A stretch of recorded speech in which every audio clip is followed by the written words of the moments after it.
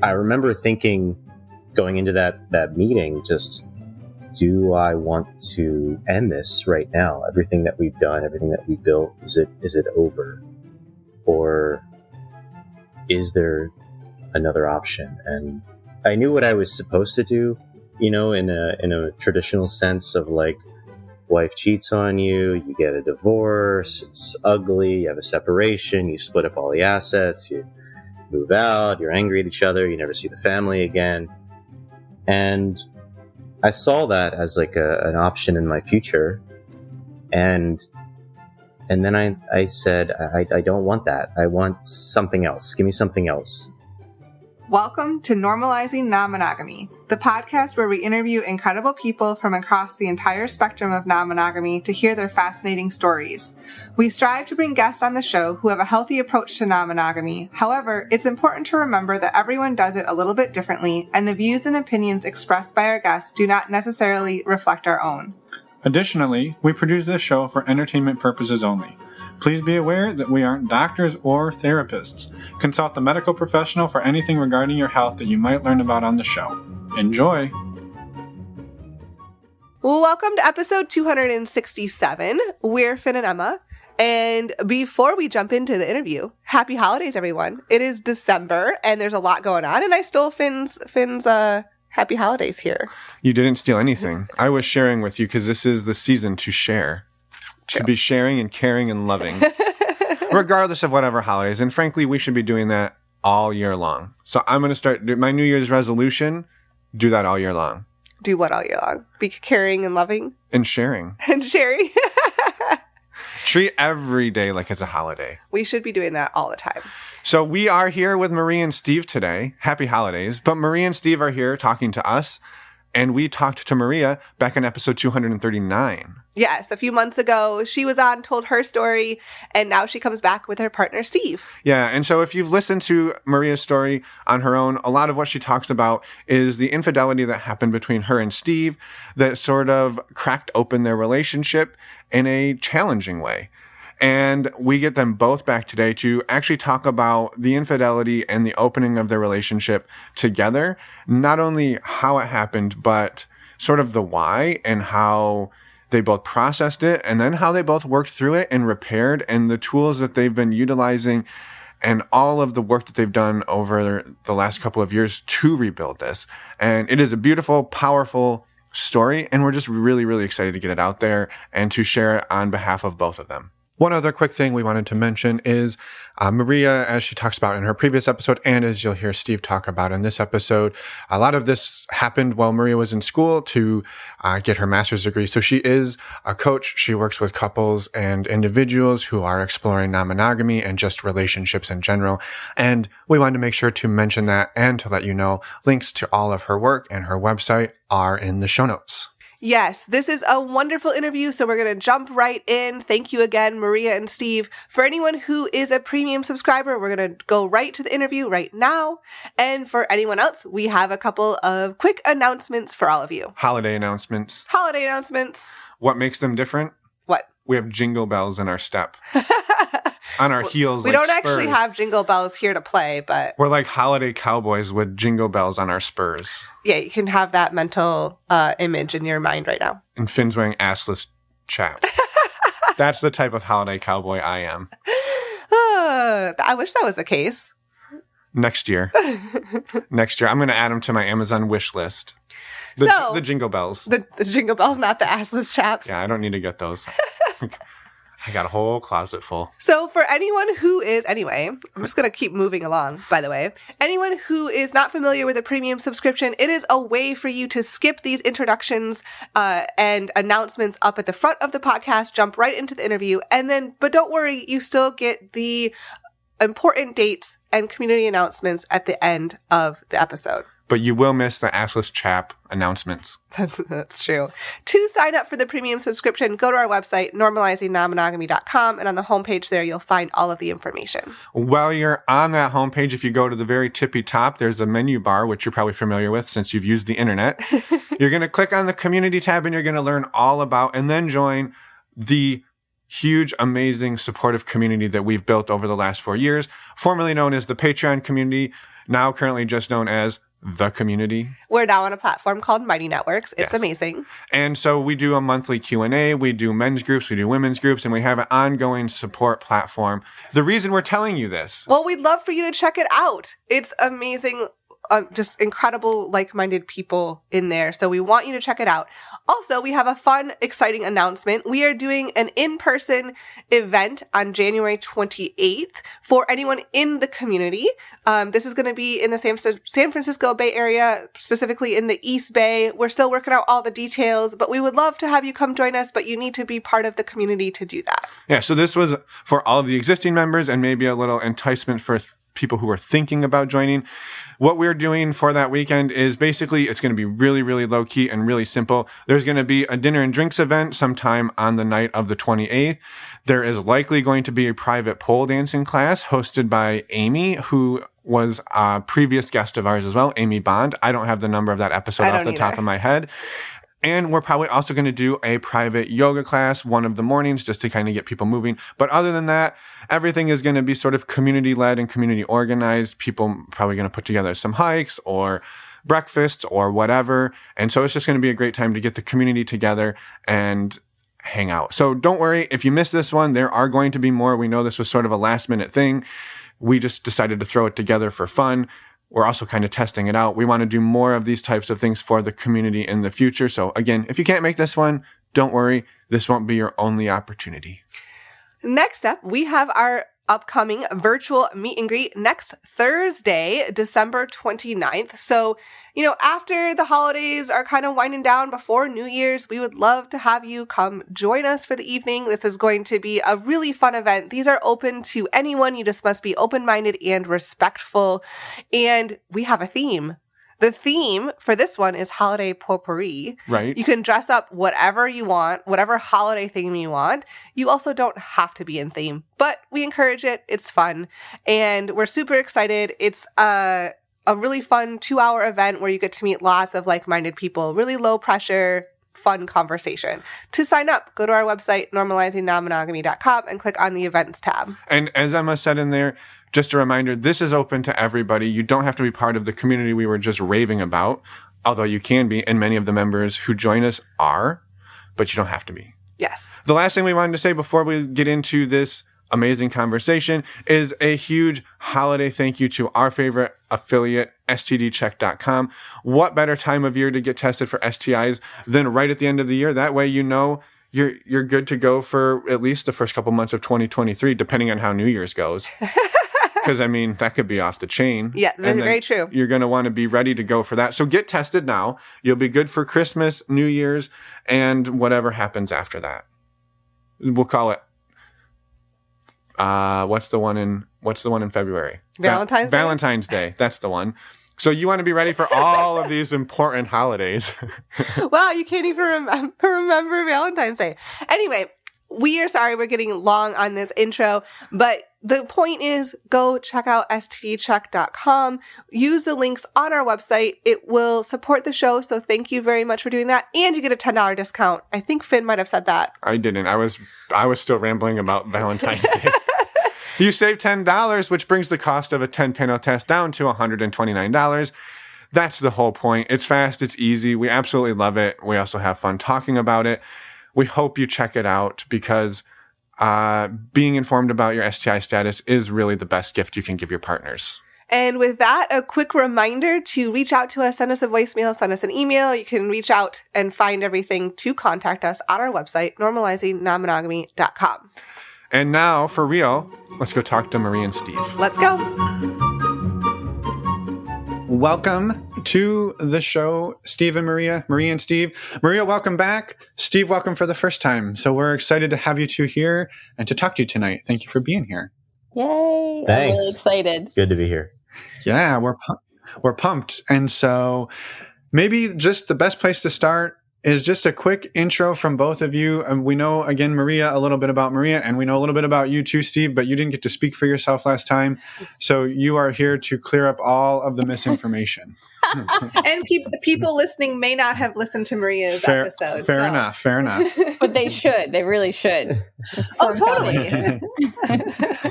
Honey, do you want to introduce yourself? Sure. My name is Steve.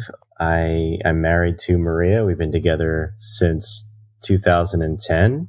We were monogamous for probably about half of that time. And then in sometime around 2017, 2018, we decided to open our marriage and to embrace polyamory as a lifestyle and a choice. And I guess we're here to talk about that. Yeah, you have no idea what you're doing. I don't know. We just turned on Zoom and here you were. So I was like, Steve, we're going to be on a podcast. How do you feel about that? He's like, all right, let's do it. I'm ready to answer some questions.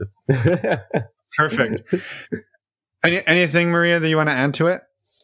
I feel very lucky that I get to be in relationship with this human, because I think it's what inspires a lot of my writing, my teaching. It makes me want to coach other people, because he just really teaches me a lot about what relationship really looks like and what love really is.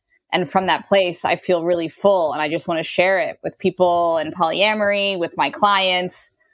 So yeah, I'm excited to talk about it. Awesome. Love it. Well, I think maybe what would be fun, since last time we did this, Maria, you kind of gave us the high level overview of what the relationship or how you got here. Steve, do you mind taking us back in time just in a minute or two, like how we got here? And maybe we dig into some of like the key threads there, because I think they're super important, and to hear them like also from your side as well. How did we get to where we are today in a open relationship? Sure. Yeah. How did we get into non-monogamy? In 1 minute flat. It's like an impossible question. Or 5 or 10 is fine. There's no rules here. Yeah. Start the clock. Let's go. Yeah. Let's see. So we started in, I think things began when, if we want to go way back to, I would say like 2016, 2015 time frame, Maria was in grad school, and she became very close with this I guess you could say like a student that was one of her colleagues. I don't know the right term for two students, but yeah, like I guess Maria was friends with this colleague, and they were studying to become social workers together, and they became really close, and they would study together, and they became close friends, and he invited us over. We actually attended like our first Passover, thanks to him, because he invited us over for it. I thought that was pretty cool. And, I thought they were just friends. And then, at some point, Maria disclosed to me, she's like, I'm really attracted to him. And how would you feel if I started dating him or connecting with him? And that really freaked me out, because, well, actually, I think it was because she didn't really use that kind of language. Like I might be misremembering that now, because I think it was more like, I want to date him and I didn't, kind of thing. Like I didn't do it, kind of thing. And I thought that was, I didn't see it for what it was, which was like, well, why is this happening, kind of thing. And more along the lines of, oh, this is just something that happens when you're in a relationship for a long period of time. That was sort of the lens that I put it through. In hindsight, I think that was a mistake, but I was like so relieved. I was like, oh, great. You didn't cheat on me. You had this urge, you had this opportunity, and you didn't.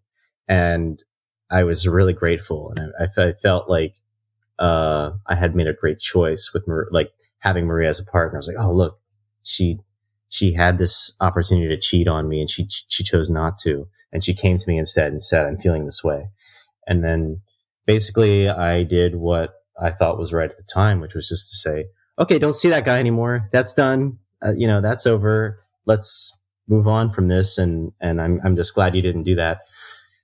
And, some time went by, and, Maria, had graduated and started working, as a social worker. and then went to California for a workshop.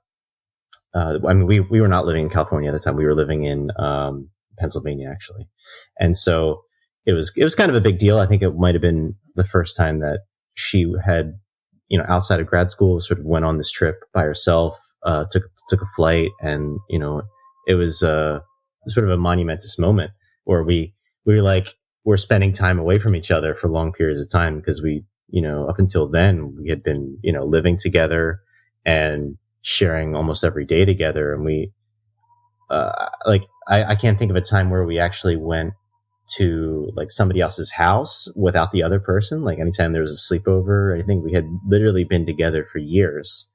And this moment, signified a break in that paradigm. So anyway, she went there and she met this guy, and, she had this awakening that she thinks she might be polyamorous. And she came back to me and she explained, hey, again, same format. I met this person. I really want to do something with them. I really want to connect with them. I'm feeling extreme attraction to them. What do you think? And I freaked out and I was like, no way. I don't know if you guys allow cursing, but I said, fuck no. Go for it. Yeah, you can say whatever you want to say. I said, fuck no way. No, there's no way in hell that's going to fly. I'm a hard no for that. And, don't ever see that person again, basically. And Maria's like, okay, well, I'm going back to California like in a month because there's another workshop I'm going to go to, and that guy might be there. And I'm like, well, you can't talk to him. Don't go near him, please. And Maria said, yes, I'll do that. And, then, time went by and she went out for that second workshop, and it turned into like that was the time when the affair happened. So she came back and she confessed right away, and she's told me that there had been an affair. I had an affair with this man, and I was like, my world just became blown up. I was just shaken, and I didn't know what to do, and I didn't know how to process this information. I didn't know how to recover from this. I didn't know if we could recover from this. I didn't know if I could recover from this. I was just completely devastated. And I also, this was maybe a something of my own creation based on how I had built my families and friends, but I also felt like I couldn't tell anyone. I felt like I couldn't have any support around it. I couldn't disclose this because I didn't know what would happen, and I didn't want anyone to treat Maria differently or treat me differently. And so the only thing I thought to do was to hide it and then decide what we were going to do in the relationship. So we ended up getting a couples counselor to help us figure it out. And that was the best decision we'd ever made, because that couples counselor that we secured, he actually specializes in open relating. And he was able to, before we went into the concepts of open relating and non-monogamy, he was able to put us back together in a place where we could agree that we had a future, and that we were actually going to rebuild. Without him, without his intervention, the first day that we met with him, we would have had a divorce. I mean, it seems like that's the only thing. And I remember thinking, going into that meeting, just, do I want to end this right now? Everything that we've done, everything that we built, is it over? Or is there another option? And I knew what I was supposed to do, in a traditional sense of wife cheats on you, you get a divorce, it's ugly, you have a separation, you split up all the assets, you move out, you're angry at each other, you never see the family again. And I saw that as an option in my future. And And then I said, I don't want that. I want something else. Give me something else. And so there was this other option. Well, we could stay together and we could rebuild this. But the counselor made it clear. He said, if you're going to stay together, you need to understand that Maria is saying that she's polyamorous. She's saying, this is what I need. This is who I am. Do you want to be with someone who's like this? Is that something that you want to do? And I thought, to be quite frank, I was like, well, I could try it. And, I could always get a divorce later. Was really my cold calculating brain at the time. And I thought that seemed like a good idea. So we went through and we started seeing that couples counselor on a very regular basis because we really needed the help. And since we decided that we were going to rebuild a relationship of respect and we were going to rebuild we had to patch up the breakdown first. And we needed to figure out who are we going to be in the relationship. So who are we? And in order to figure out who are we actually got individual coaches as well to help us with that. And these were also people who specialize in non-monogamy. And that's something I would have never done as well. Is I hadn't really put a strong emphasis on professional help before this, but I came to the realization that I found myself in this mess of my own creation, basically. And how do I get out of it? We need professionals, and it doesn't matter what it costs. I'm going to figure out how to make the finances work later. And we managed to figure out how to just patch the relationship back up, come to a place where we both agree that we want to stay married, we want to have a relationship, and we want to eventually figure out a way to do it in an open and ethical way, and not have another situation where there's infidelity or cheating or breaking agreements or things like that. And that whole process, I think, took maybe a year to get back to a point where we could even entertain the idea of Maria or somebody else seeing someone. Yeah. Thank you, Steve. And I know when we talked to Maria last, she kind of gave us the high level, there was an infidelity, and hearing it in detail from you I think it's important to hear that, right, she kind of came to you twice, hey, there's a thing. And it was sort of whoa, no. But then you basically got forced into it, right? You're I don't want it. And then it was well, it is now a thing. And you are now doing it one way or another. I mean, you didn't obviously have to continue doing it, but it sort of happened to you. And I'm just kind of curious, the feeling coming out of that when you were told, was it a break in trust? Was where did you land that you were able to come back and say, well, I do want to rebuild? Yeah. The thing was, this was such a thing that was so out of character for Maria that I had to try. I was Mm-hmm. I've never felt like she didn't have my back ever until this very moment. We're in this major breakdown. And so I was in a lot of pain and I was really confused and not sure what to do. But I also knew who she was. And I knew that there was nobody I would rather have take care of me when I'm sick, or be there to help me raise kids, or to, take care of my parents, or anyone I ever cared about. I would want Maria to be there because I just love who she is. I love how she interacts with the world. And this was this really hurt. But it was a mistake. And it was something that I didn't think was the end of it. It wasn't this was something that, was that had reached like finality, that it was something that couldn't be undone. And I think that was kind of the point at which I accepted it and said, okay, this happened. I don't want a divorce. And I knew that. I knew I didn't want to do that. I want to try something. I want to try to rebuild this and see if it's possible. And if I can rebuild the trust and rebuild the connection and the love and move all this anger and hate out of the way, if that's possible, then I want to keep going. And if it's not possible, then I guess we'll end up with a divorce, but I got to try. Yeah. I love it. Yeah, thank you so much for sharing that all. And I was going to make a comment. Totally nailed it on the 1 minute mark, by the way.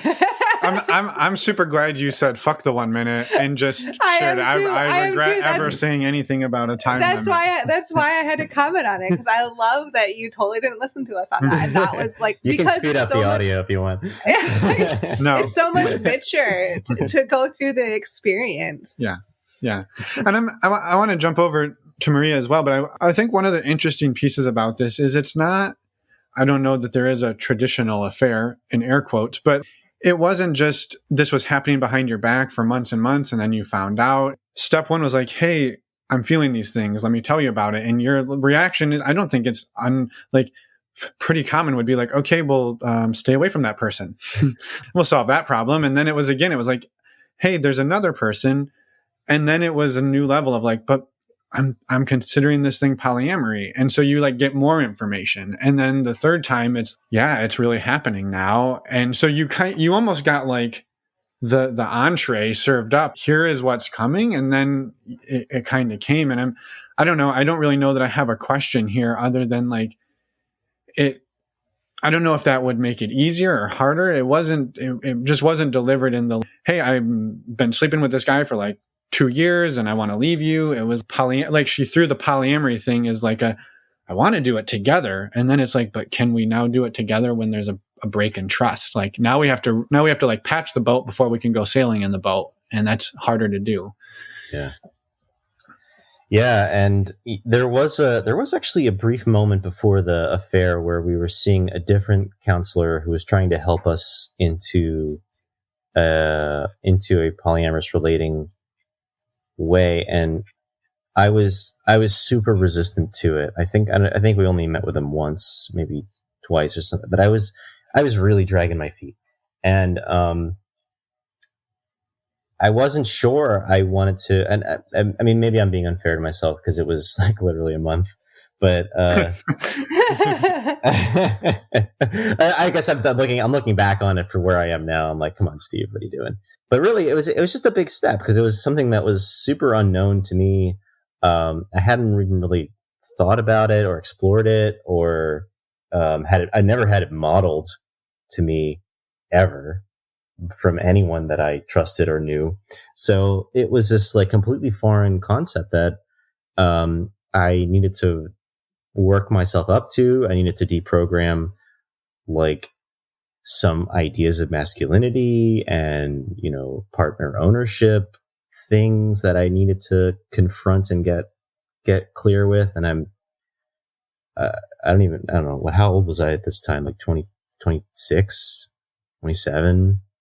So like, I'm still like a man in his 20s that's got all kinds of wrong ideas in his head. And, I just felt like it felt very quick and fast for me to sort of go into that. And, not saying what Maria did was wrong, but I think or not saying what Maria did was right, because it clearly was wrong and unethical and a betrayal, but it was also like, I wasn't listening or available. I wasn't giving any ground at all.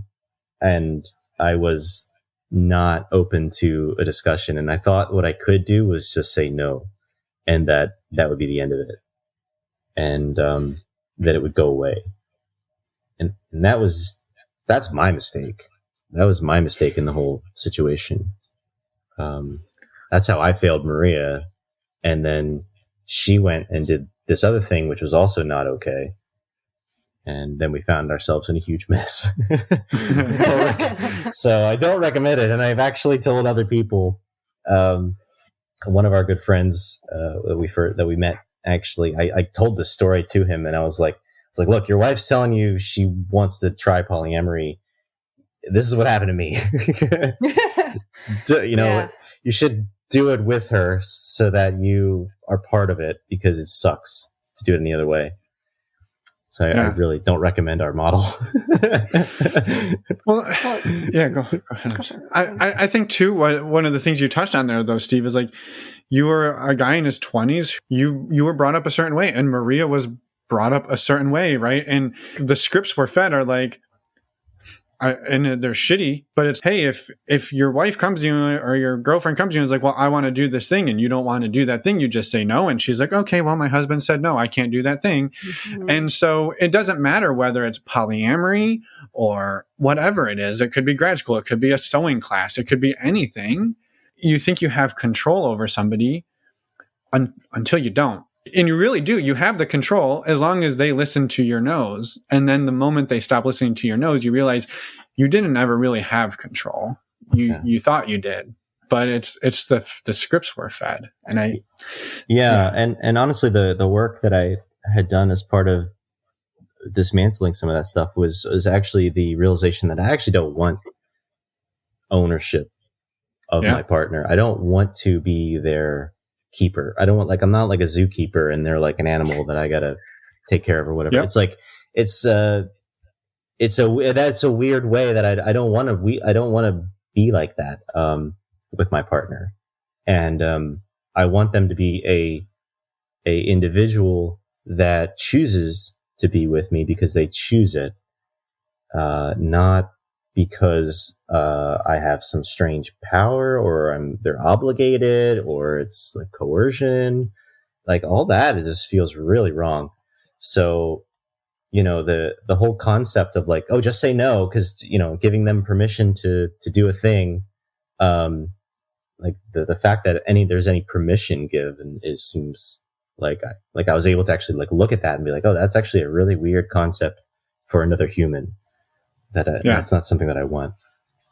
Yeah, for sure. And I didn't mean to prescribe to you or ascribe to you that you wanted the control. I think it's just so like, it was given to me, whether I wanted it or not. It's like, here, you're a man in America. Yep. There you go. Exactly. Yeah. Well, and it's not even probably thought of as control. It's just in that moment, you're like freaking out. You're like, oh no, I'm afraid. So please don't do that again. Right. And it turns into control, even though you don't want control. Right. Yeah. And it sneaks up on you. Yeah.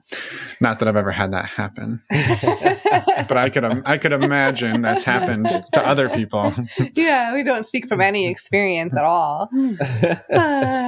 I wanted to thank you, Steve, for sharing everything. And I definitely want to come back and ask you more questions, but Maria, as Steve was saying all of that, was there anything you'd like to add or explain from your perspective? Or I loved listening from his perspective because it's so linear and clear, and there's this and then there's that. There's a 1, 2, 3. It's very engineer-like, and his brain is just so refreshing. It's like, yes.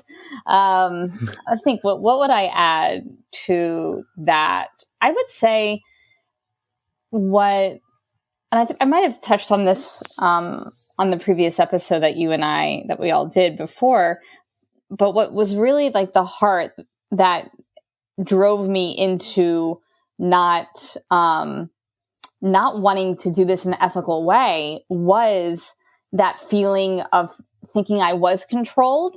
So I was buying into feeling controlled. Steve didn't mean to be controlling, but we both were kind of buying into this paradigm without consent. Like, we never consented that Steve will get to determine what you do with your body. We never consented that I won't have my own needs or desires that might defy his needs or desires. We never said that we were going to enter into marriage and just become whatever the other person wanted and continue to do that. However, I was unconsciously buying into that, and that felt really safe and that felt really normal. So to me, the only way to get my need met of being with other people and exploring with other people was going to be through this dark, shadowy side, because there was nothing else available. There was no real avenue of equality where I felt like my needs or my thoughts or my feelings were as important.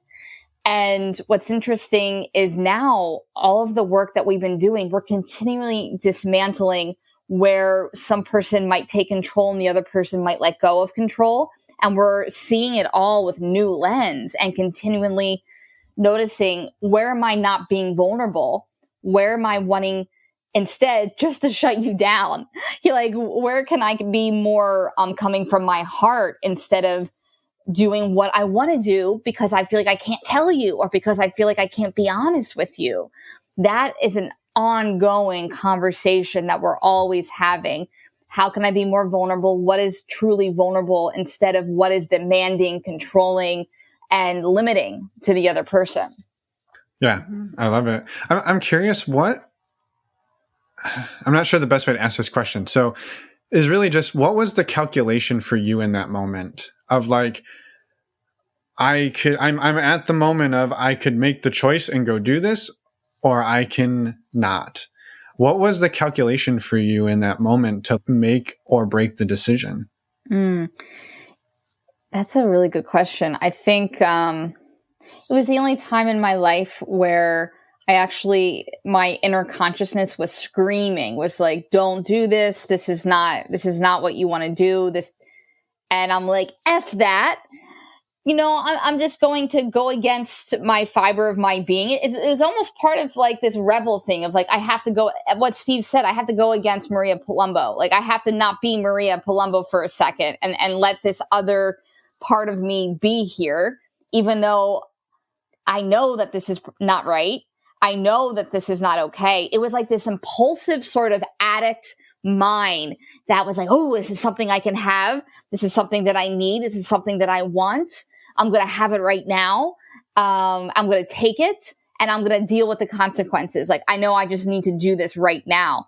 It's like no logic, no real reasoning. I would say it's a little bit of like a regression into an adolescent thinking, which is, I need to have this right now because if I don't, it'll be taken from me. I don't get a say. So I better do it in a way I better lie and hide it as much as I possibly can because I'm not going to get what I want. I have to figure it out. I have to like cover my own ass here. It's like a lot of manipulative, childlike thinking. And I actually feel like that was the beginning of polyamory for me, was that like resurgence of my adolescent that wasn't allowed to be sexual because I was too busy like going through trauma, honestly, and like trying to survive trauma. I wasn't really able to be in that full express, like beautiful sense of my sexuality is so beautiful. I get to explore it. So I think she came out in that very selfish way of, I'm going to get this need met right now. I don't care what happens. I'll figure it out later. But I need to do this because I've been ignoring this for so long. I've been ignoring my desire, my healthy desire for people, for my own body and for other people's bodies. And once I turned the corner and jumped in, immediately I felt like something went hollow in me. And I thought, I thought this was coming from a place of freedom, but something feels dead in me. And I literally hurt the most important, like I'm going to hurt the most important person in my life. Like, I've never met a person like this. The quality of this human's incredible. And look what I did. Like, it was like the idea that the guys, the pretending that it was all going to be hot or incredible, that was like ripped very quickly, especially afterwards when I had to take plan B and the guy's like, he doesn't want to pay for it, but he's like, I guess I will pay for it, and like rolling his eyes. And then we're driving to get the plan B. And I'm like looking out the window and like I see my whole life flashing before my eyes. And I ask him, how do you feel about me? And he's like, I feel 50-50. I feel 50-50 about you. I could go either way, and I'm thinking, I just practically put my marriage, like I could be destroying my marriage for this asshole who wants to be 50-50 for me, like, or doesn't even like me that much. What am I doing? And that was my own awakening of looking at my decisions and why I make my decisions and what I think I deserve. Yeah. Well, and I'm curious then thank you for sharing. Yeah. And on the flip side, then you have a couple of days to process and you choose when you walk in the door essentially to come clean. Like, what's the calculation there? Is it like, what is it? Like, I mean, I have thoughts, but like, I don't even want to put words in your mouth. What I remember it to be was actually a month of anguish where I started working with a coach immediately. I told her what happened and she said, like, your work, you're very authentic. All you do is share your truth and you're not telling your husband. Like, are you sure? And I told her, look, I would rather get sick and die of cancer and hold all of these lies inside of me before I drop this on him. What, to make me feel better? It's like, no. I don't get to feel better. And I was working really close with this coach, doing really deep, difficult work. A month later, I was like, you know what? I can't lie. I'm destroying my business. I'm destroying my future. I'm destroying my marriage if I lie, because it was covering me. It was like hovering over every moment of love with him, where I knew that I was going to get physically sick, and I started feeling physically sick. And it was very dark, incredibly dark. And eventually I was just like, okay, I have to do this thing, because I think even though it probably is going to break what we have, I think part of me thought, I think it could actually push us forward. And me being honest always brought us forward. Like, us being truthful, us being vulnerable always brought us forward. So I'm like, okay, here's a test. Like, here we go. Like, can we get through this? And when I told him, I think it was just like a blur. It was just like this blur of like floating out of my body a bit, and like looking down and being like, who have I become? Like, who is this person doing this to this man? And that night when I wanted to sleep next to him in bed, I remember I walked up and he didn't want me in the room, but he just looked at me and I felt so pitiful. And I knew in my heart, if he doesn't let me sleep in bed tonight, like, we're done. He's not going to try. But he looked at me and he said, yeah, come to bed, come into bed. And I thought, oh my God, this person, there might be hope here. We might actually be able to get through this. I remember I said, it was not that loving. No? Your face looks very sweet. You were like, you just described it like, oh, come to bed. I was like, I was so pissed. I was like, get in bed. Like, it was almost like a command. Like, it was like that's how I remember it. It was like, I was just, that's what I think started the time period where I was just very angry every day. Mm-hmm. Fierce. Very fierce. Just raging around the house. And it's horrible. I had never felt so much anger. I remember there was like a bunch of like vitamin bottles on the table. Oh yeah. And we were arguing about, or we were talking about something, and of course I was mad. And I actually like did the whole dramatic swipe off the table, like cleared the table threw everything around. And man, I am not proud of that. Yeah, that was the first time. That was the first time you showed that anger. Yeah, I just was so angry, and I just I didn't know how to express how angry I was. And so all I could do was be like abusive towards you, with like degrading you with names and making a mess and making you clean it up.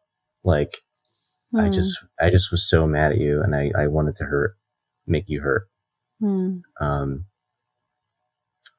I never, I was never physical with you, but I was certainly emotionally violent during that time, and I do regret it. I was so angry. I'm sorry. Thank you, baby. Yeah. I forgive you for that, and I love you so much. It's hard for me to hear you talk like that, because at the time I felt really responsible. I was like, this is what I deserve. I'm a piece of shit. That's right. Like, I'm a piece of shit, just like my father thought of me or whatever, like good.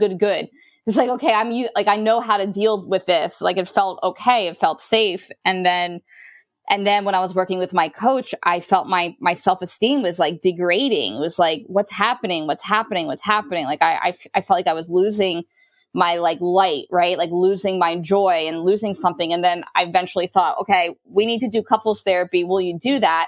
And when you said you were willing to do that, I thought, amazing. Like, that felt like hope. That felt like light. And also when I created the boundary of, I said something to Steve. I said something to you like, if you talk to me like that ever again, like, you're sleeping at your best friend's house. Like, if I get that you're angry, I get that you're hurt, but you don't have to drag me anymore. You don't get to do that. Like, we have to handle this in a really healthy way. And then immediately something clicked in you, Steve. And it was like, oh, like, and we started like getting on this path of being on each other's team a bit more. But I had to create a boundary when I didn't feel like I was worthy of the boundary. And I had to find this sense of, oh, I'm worthy to say that I deserve respect. Yeah. And that was so weird. Yeah, I'm really grateful you did that, because it helped me sort of realize, like, what the hell am I doing? Who am I right now? This doesn't feel like me. I don't want to be this person. Like, what is like she asked for, to be treated with respect. Like, hey, if we're going to build this, we're going to stay in this relationship, we need to treat each other with respect going forward. And we're going to get through all the crap in the past. We're going to get to it, but we can't just be, we can't be violent towards each other emotionally or otherwise. It's just not going to work. And well, it just perpetuates. Yeah, it just festers and becomes like a way of operating at some point. And I was afraid of that, and I didn't want that to become the relationship, and I didn't want that to be, the basis for the relationship of just like, oh, you're terrible and I'm good. I'm the victim, you're the perpetrator, and therefore I can do whatever I want. I get full permission to be however terrible I want to be. And in reality, it's like, actually, that feels terrible. I don't want to do that at all. Mm-hmm. It doesn't help. Yeah, like that I think is probably common to be like, well, yeah, you were the victim, she was the perpetrator, and she is forever indebted to you. And if anything ever goes wrong for the next 70 to 80 years, well, there was that time, remember? And I can hold that over you. Yeah. How did you start to work through that? Like, and I know this is like kind of turning into like, let's deconstruct the infidelity. And so I appreciate that wasn't necessarily the plan, but if you two are okay continuing to talk about that, I think it's very rare that you get the opportunity to talk to both halves of a couple where they've gone through an infidelity and they're willing to not just talk about it, but like dive into it. Yeah. Talk about it at the level you two are. So thank you for that up front. Well, you're welcome. I guess in the middle. Yeah, you're welcome. I mean, this has been years of work that we're able to talk about it like this. And there's been a lot of turning points around it.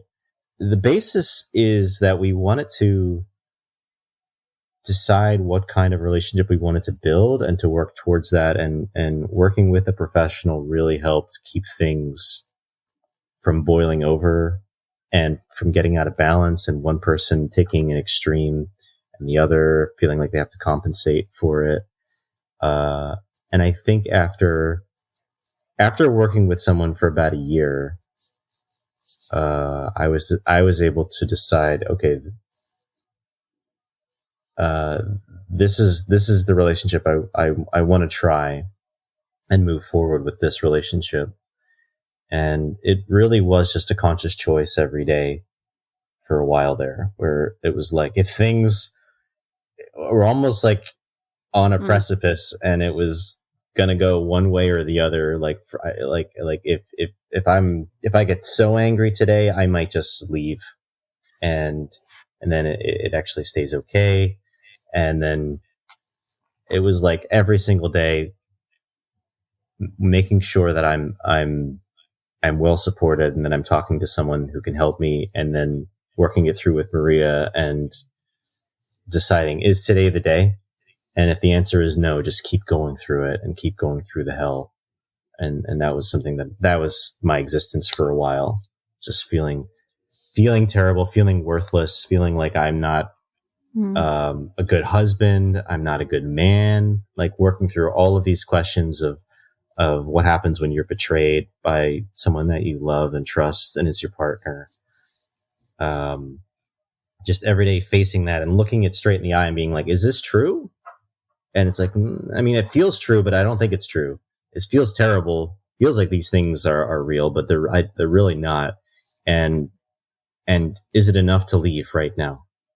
And the answer kept being no. And so eventually, I think Maria and I had worked to a point where like, I need to be able to trust you again. I need to be able to trust that the words you say are real and that you're in integrity with me. And like, if you make a promise, you keep it. And if you do this, you stick to your word. And like, it just became like, where can we find this very smallest grain of sand of common ground? And let's start there and see if we can build into something more stable, because it was like, well, we almost had nothing left. Right. So everyday small instances of building trust, me just doing what I said I would do, whether it be making dinner or showing up at a certain time, like whatever it was, I knew in my gut that I had to follow through with all of it. And I felt like it kind of breaks my heart all over again, honey, to hear you talk about it, because it didn't feel fair that I could like almost be relieved in a way to share with you. And you then, like, me sharing and being vulnerable, which kind of helped my health, was me dumping it on you. And then you had to face the pain and like all of this, am I a horrible person and what's wrong with me? And that just felt so like freaking unfair that I wanted it to be reversed. Like, it didn't make sense that I did this thing and you have to be the one that rebuilds the trust. Like, I should be the one like that has to trust you. Like, that doesn't make sense. And I think we kept keeping track and we stopped keeping score at some point, and it just became more about creating a relationship and facing these near deaths a lot and deciding that we're going to stay here now. Like, we're going to stay here till tomorrow. And then tomorrow comes and we're like, oh, I really freaking love you a lot. You're hilarious. I can still have so much fun with you in the middle of what feels like a funeral of our marriage. Okay, next day. And then just keep showing up each day. Yeah. I don't, you're saying this idea that you dumped it on me and it's like I had to sort of deal with it, but it's just a thing that happened. This is a real thing. So I'd much rather know what's real in the relationship than live in some fantasy land of artificial construction that you had an affair but didn't tell me, and you pretend everything's all right, even though I feel like something's kind of off. Something's kind of weird. I don't want to live in that land where it's not real. I'd much rather be in the pain and the shit than live in an artificial existence. And, actually part of the deconstruction of those beliefs that I had about my value as a man was based on the actions of my partner, was a core concept that I had to work through. Like, almost like my value as a man, as a person, was because my wife is loyal to me. My wife is taking care of me, that my partner's taking care of me or does a certain thing that I asked them to do. That was where for some reason, I had this idea that was where my value lied. But in reality, my value is an independent person. I'm valuable because I'm valuable. There's nothing about what happens in our relationship, what happens in my partnership does not define who I am and my value.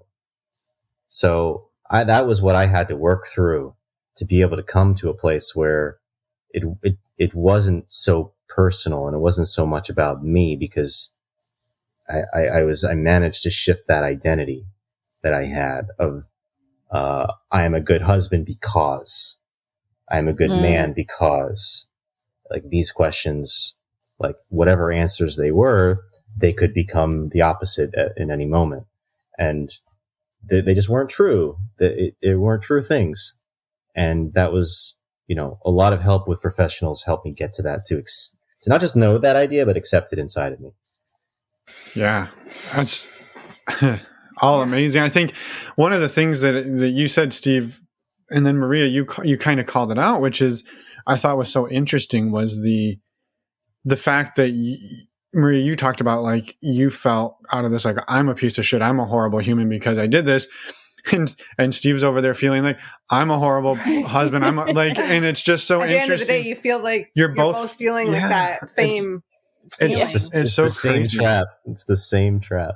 Yeah, it is. And I think the other one too, you pointed out, Steve, and just very eloquently, was the like, you don't want to live in a fantasy land. And I think that is so, I don't know. I've gathered that you're an engineer as well. And so like, maybe that's an engineering thing. I can't imagine it is, but like the idea that like, I would rather know what I'm up against, right? I want to know what I'm dealing with. And if that means that like, okay, and this is not to paint you in a bad light, Maria, but like if I'm in a relationship where my wife sleeps with every fifth person she knows, like, okay, tell me. So I know what marriage I'm in, right? And that's not accusing you of that in any way, Maria. It's just sort of hyperbole of like, okay, maybe I can deal with that, maybe I can't, but don't tell me it's one thing and then I find out it's not that way. And so but that takes... I think that's not just an engineer thing. I think that's a pretty common... I know, but he spoke engineer to me, and I felt it. Yeah. So, it's... At the same time, there may be people out there that want to live in the fantasy land, and that's their own choice. But I don't think that's the most common narrative, although I could be wrong. Well, I think it points out something else that you both said about getting... Like, you would never have done therapy unless you were sort of faced with this crisis. Mm-hmm. And I think that... for anybody who's like going down the road thinking, why would I need therapy? I'm pretty happy every day. My partner seems pretty happy every day. We seem to be doing things great and we're laughing and having a great time. And you don't really even know necessarily like what's going on underneath for you in some cases. And you definitely don't know what's going on underneath for your partner. And so getting that sort of like preventative maintenance therapy, like, can save you from, you don't change the oil on your car for 100,000 miles. You get to get yourself a new engine and maybe a new car. But if you can do the maintenance along the way, you can avoid some of those things, but you don't even know. You don't even know it's happening until it happens.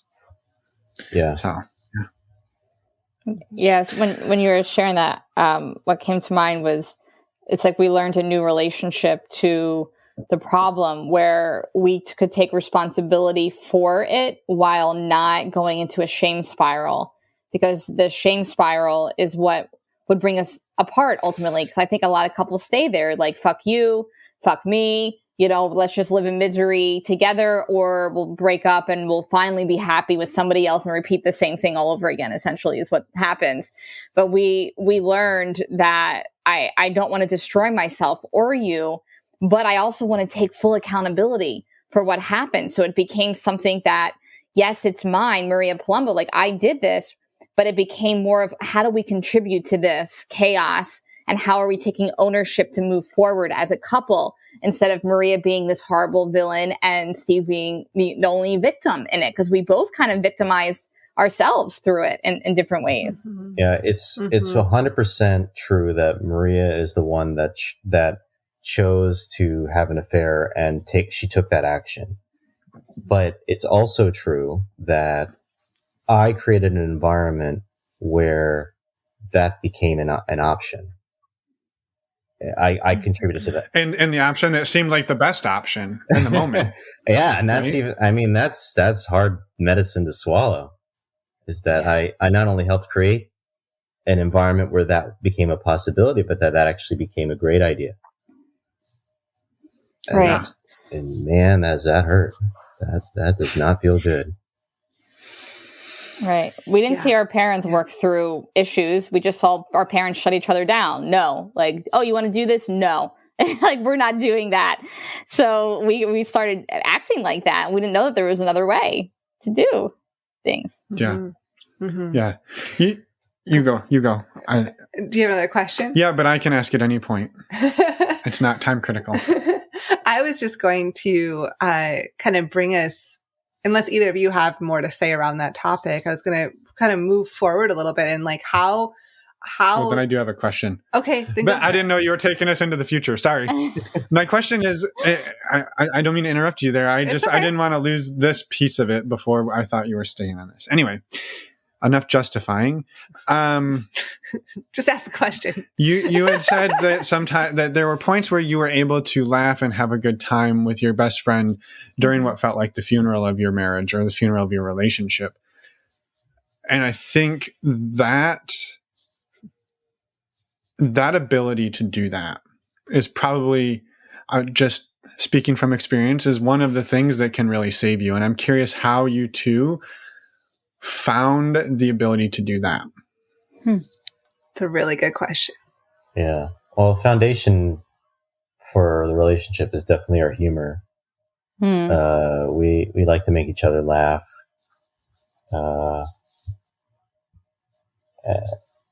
And I it's one of the things I love most about Maria is her humor and how funny she is. So yeah, I feel like when you met me, you're like, you're a woman and you're funny. Like that's amazing.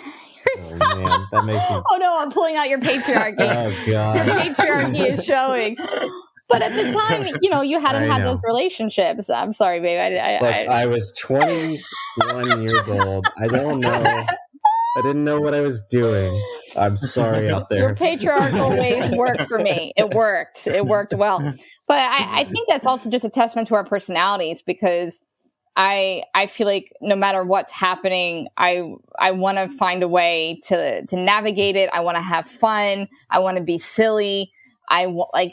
It's kind of the way I orient to life, that even if we're at a literal funeral, Steve and I will find something absolutely absurd. Like we figured out a new something Larry David might write at a funeral, at one of our grandparents' funerals, because it was so absurd, and we've been talking about it ever since. Oh, this should be, an episode, it's just a deep value of mine to always be in the moment. And Steve is one of the rare people in the world that can look at really terrible, awkward circumstances and find something funny.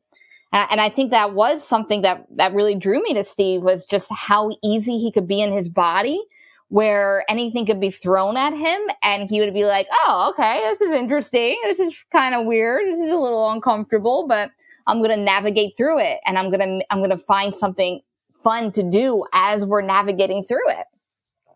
Mm-hmm. Yeah. Yeah. I love it. It's such a valuable skill to have. And I think it's also one that I've learned is, for myself, a double-edged sword, because you can really you can use it for good, or you can use it to mask everything that hurts with humor. And so for me, it's finding the balance of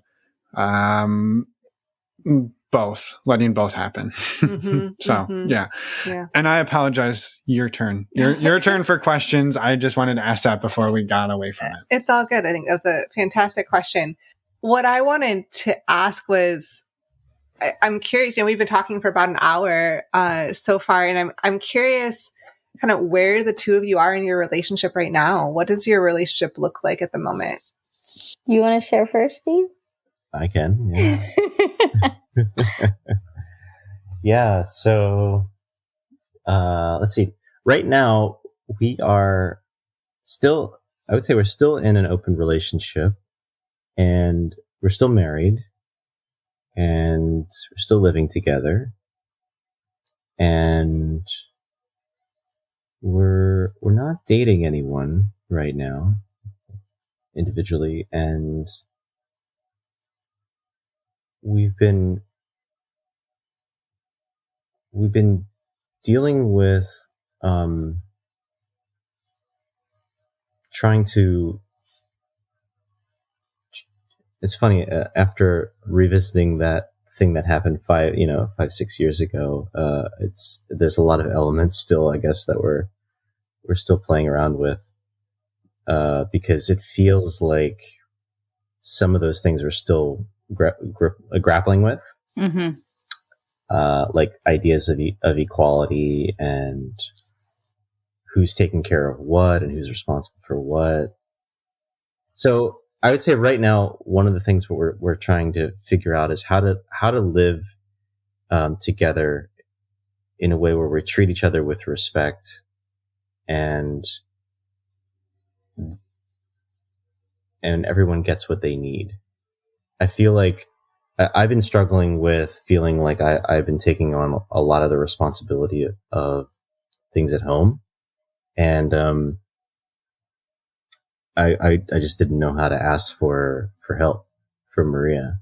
And so Maria actually had this really great idea for dealing and this was actually causing like a lot of tension, and it was like coming out in weird ways. So Maria actually had this great idea to, why don't we write down all the chores and just basically assign points to them, and we could build 2 lists of chores that have equal points, and we'll just swap them. And it sounds so simple and like so rudimentary, but it just like totally took down the temperature for me in the relationship. And so, yeah, I don't know. This seems kind of silly to talk about chores when you're like, how are you in the relationship right now? But it's just like, we've been together for so long, and like this is where we're at. It's just like figuring out how to have a household together where we treat each other well, and I'm not coming over and redoing the dishwasher because I'm neurotic. We know that one. You know that one. You're not alone. And it's like I don't want to live this way. I want to have a long-term relationship where everyone takes care of the house. Knows there's things that need to be taken care of in the house, and we can split it equally. And I can just let go of that control and trust that it's going to get done. And I think we've made a lot of progress there. And I guess on a non-monogamy side of things, we haven't really been dating anyone too, because we've been focusing a lot on trying to make sure that we're in the most solid places we can be. And I want to hear what Maria has to say on this, because I know there's a lot here that I haven't said. Okay. Well, thank you. Comfortable sharing. And the non-monogamy piece, is that what you're inviting me to share about, or the whole thing? Yeah, whatever you want to do. Why, thank you there. Yeah, I would say where I've been at personally has impacted our relationship. I went through like a purging, like the great purge of like every single person I was seeing and dating and talking to and maybe talking to, and then talking to their partner, and then working through something with their partner that I haven't even met. And I was spending so much time in this like hyper fixated place of connecting with as many people as possible for years. And in April, I was like, what the hell am I doing? My heart was broken again. I was like, what the fuck? I'm kind of wasting my energy, pouring it out, trying to create these relationships, these deep partnerships, when I have this amazing partnership right here. What if I stop focusing so much externally and focus on myself and focus on Steve? Like, that just felt like the right thing to do. So I started looking at, am I addicted to people? Am I addicted to love? Am I addicted to validation? And these last couple of years, and more recently since April, it's just like, oh my God, everything that I was doing that I was getting validation from, I stopped doing. And I didn't feel like myself. There wasn't a lot of dopamine in my brain. I didn't feel super confident because I had been dating a lot, and I was taking a lot of energy from people wanting me and liking me, even if my heart was broken pretty soon after, like seeing people. And with all these pieces taken away, I felt like I don't really know who I am in this space. I don't really know what I'm doing. And I didn't feel as excited about working with people anymore. I didn't feel like I could. I felt like I like doing the one-on-one deep work, and I had to lean on Steve financially. I wasn't able to create the way that I was creating in the past because my life felt different and I felt different, and I was rebuilding. I've been rebuilding who I really am, not based upon other people's validation or wants or needs, not even in my business. So Steve has been holding this, like our marriage, more financially, where I do things here and there and I contribute financially, but he's really been holding it. So that has been kind of a mind fuck for us both, but also really helpful in learning that it's okay for someone to hold things for a bit while the other person is me dealing with heavy trauma, processing PTSD, like facing things that I never had to face because I've been ultimately dating for so long. And that kind of kept me at this numb, happy, like energized state. And Steve has been my rock. And I don't think I could be where I'm at right now if he hasn't been so like this amazing human, like this amazing loving human that is willing to be there for me financially, be there for me emotionally. And recently I could tell that, okay, there's something happening where his resentment is growing. He's like, okay, I don't want to be holding all of this. I'm holding the house. I'm holding you. And I thought, oh, I unconsciously was also giving everything over to him instead of doing the pieces that I could do because of our old pattern of dad and child in a way. Like this person is responsible. This person's irresponsible. And we started playing out those roles. And recently we both recognized, shit, we don't want to be playing out those roles. How can we get out of that sort of trauma response that we both have? This like unconscious response that we both do for some reason when we're tired or just because.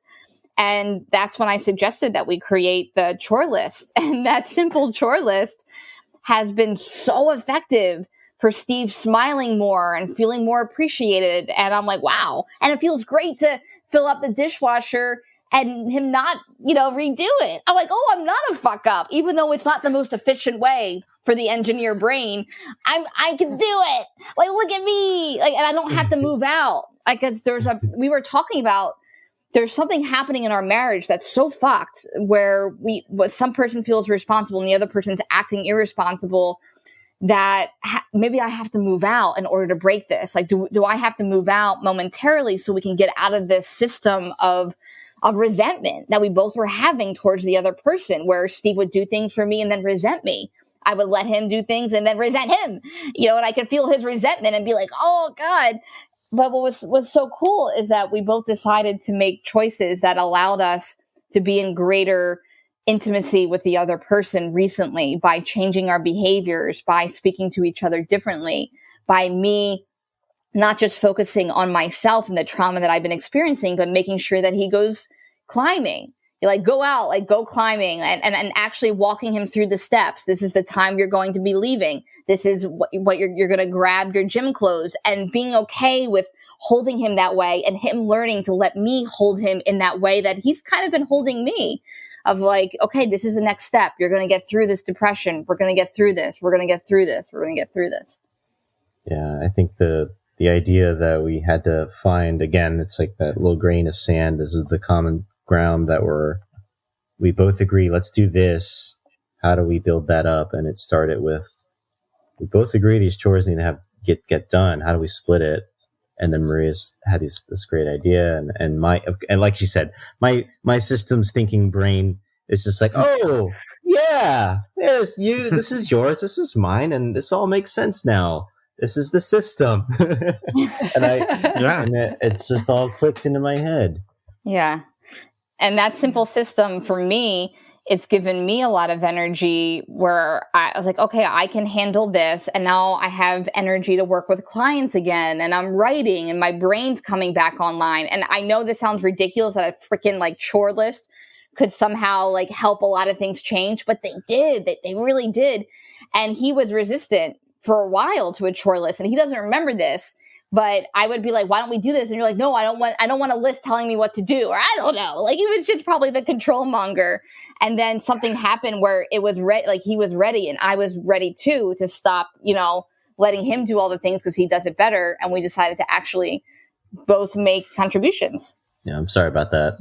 I don't recollect any time that happened, but I'm... I don't recollect it. But I'm sure that I did not have oral sex with that girl. I love it.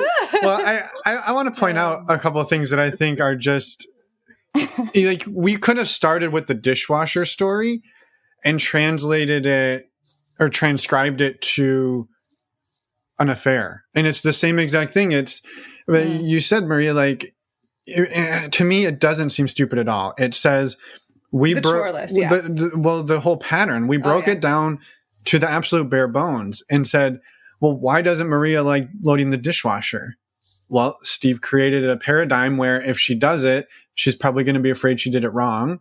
So why even fucking bother in the first place? Right. And so we can be pissed that people aren't doing the things we want them to do. But then you have to step back and go, have I, and maybe you haven't, but have I done something here to create an environment where this person doesn't want to do it?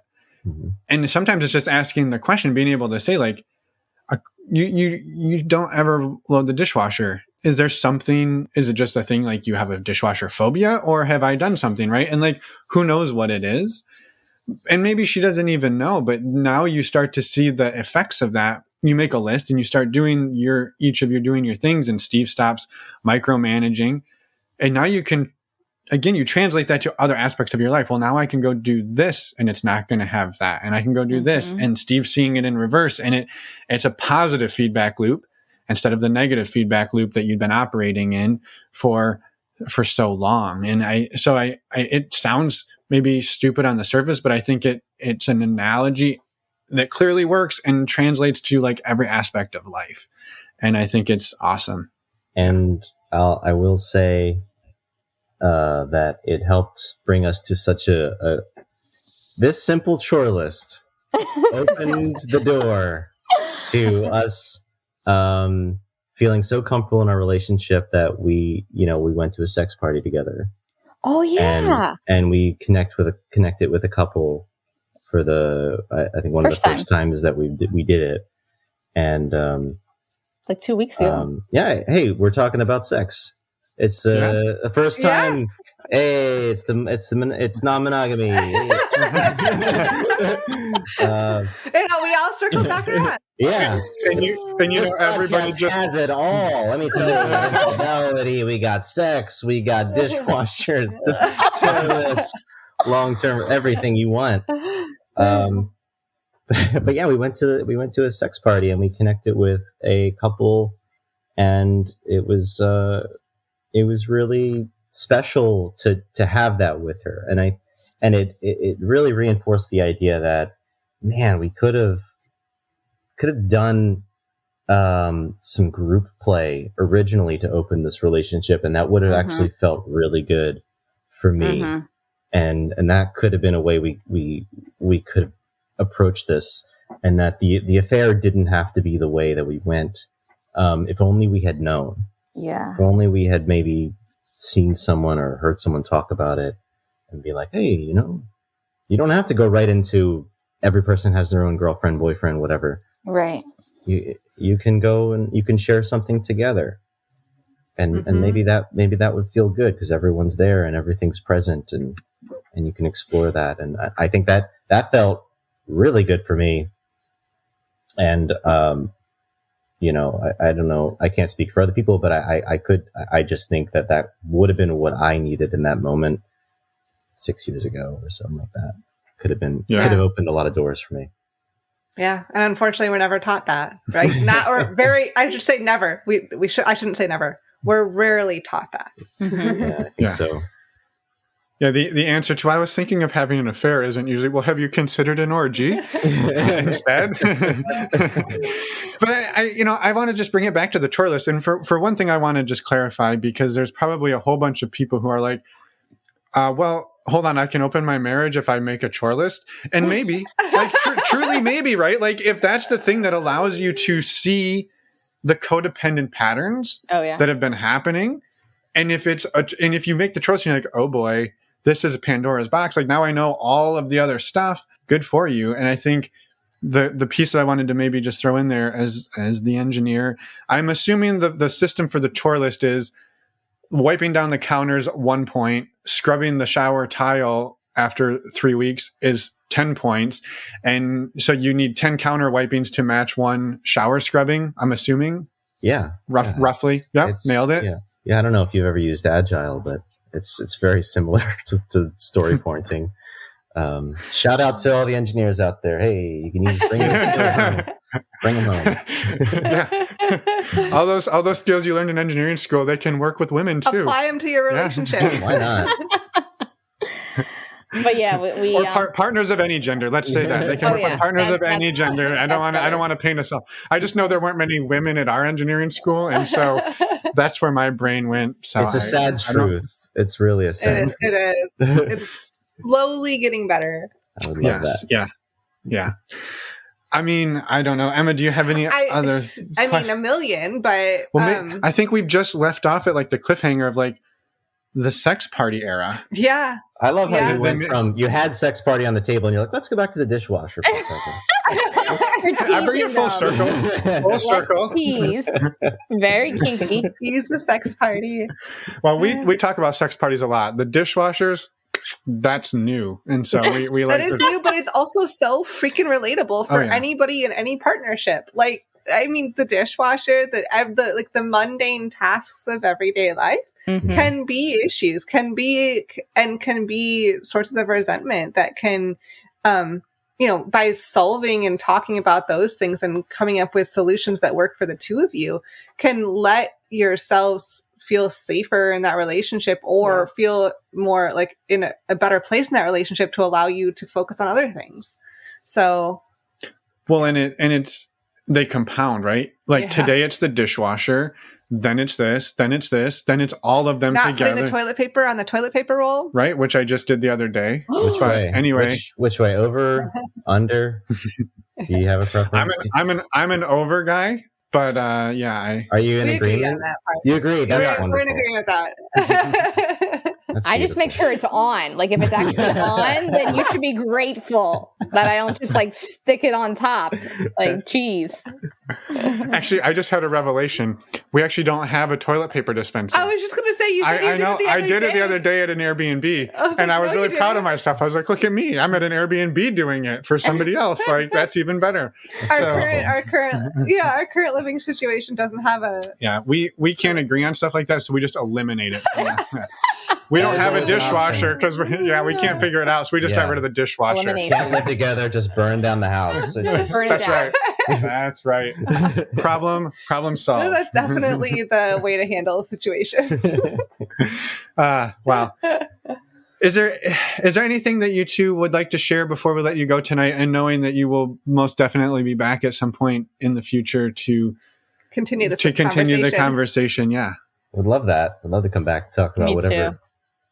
This is really fun. Whatever household appliances. Yes, household appliances. And we should start off the sex party next time. That's where we... There we go. Yeah. We need to go. Let's do it. Sex and household appliances.com. That could be our brand. Yes, that could be our brand with Maria and Steve. Honey, would you add anything to what we just shared? Do you want to add anything? I feel like we covered a lot of territory, and I feel good about it. I will say that the sex party was a lot of fun, and there's so much to talk about. I could just keep going. Yes. Yeah, I love it. So much to pick back up on. Oh yeah. What I'll add to that is just that the sex party was really invigorating. Yeah. And exciting to see Steve, connecting with other people, and he's very hot, so it was very enjoyable. And then there was a part where I was like, oh, this is really hot, but I just want to go home and like get in my jammies and also just like be with the human that really loves me. And I don't know, I'm going through this period in my life. I don't know if it's because I'm 37. I don't know what's happening, but it's like, sex with other people is kind of fun and interesting, but I'm like, what's really interesting is this person who's like willing to walk through like fire in order to be the person that sees me through, that's in love with me. And then we have amazing sex too. Like I'm feeling so nourished. And it's like the first time in my life where I'm like, it's not really as interesting to like have sex with other people. Now having sex with another couple is really cool because we haven't done that. And that's interesting to share that with him. But I don't know. I kind of just want to have dinner and like go to bed early. And that feels like even more nourishing. And there's nothing wrong with that. Right. Right. I might be not as cool, but I'm owning it. So cool. Oh. I was like, what is cool anyway? Yeah, right? That's the coolest thing I've heard all night. Oh, we're about to literally go have dinner, so it's a perfect segue. Excellent. Well, you two go enjoy dinner, and we will definitely talk again soon. So thank you for both coming on, sharing, and for helping support what we do. And yes, thank you so much. And for almost the cliffhangers, I feel like there's so much more to dig into, and there'll be a future conversation at some point. So thank you both, and have a wonderful rest of your night. Wonderful. Thank you. Thank you, Emma and Finn. And we're back. Thank you so much, Maria and Steve, for coming on, sharing your story, and just for your vulnerability. We love talking to you, and we're excited to get this out there. Thank you so much. Yeah, this was a great conversation. As you've all probably noticed, I hogged most of the conversation questions. So clearly I was enthralled, and I apologize, Emma, for being a question hog. That's okay. Sometimes that happens. New Year's resolution, eat less questions. Yeah. Oh boy. Okay. Anyway, I feel like we could talk about that tangent for a long time, so I'm just going to move on. Probably a good idea. You can see me gearing up, right? Right. Okay. A few quick reminders before we let you go. First up, our next virtual meet and greet is coming up on Thursday, December 29th. These are open to anyone. We would love to have you join us. You just must be respectful and open-minded. If you can't make the December event, don't worry. We'll have another one in January, but we would love to have you make it to this one. The theme is holiday potpourri. You can dress up in theme, or you do not have to. It's up to you. Hold on. Holiday potpourri means you can wear anything from any holiday of the year. Correct. Or combine them all. Correct. The other thing that we wanted to quickly... combine them all. That would be pretty good. Well, not every holiday. That'd be a little bit much. It'd be like Joey and Friends when he has to wear olive. I know that's what all of Chandler's clothes. Yes. Yeah, I know. That's what I was going to say. But I actually think if anyone does that, that'd be amazing. You'll get swag.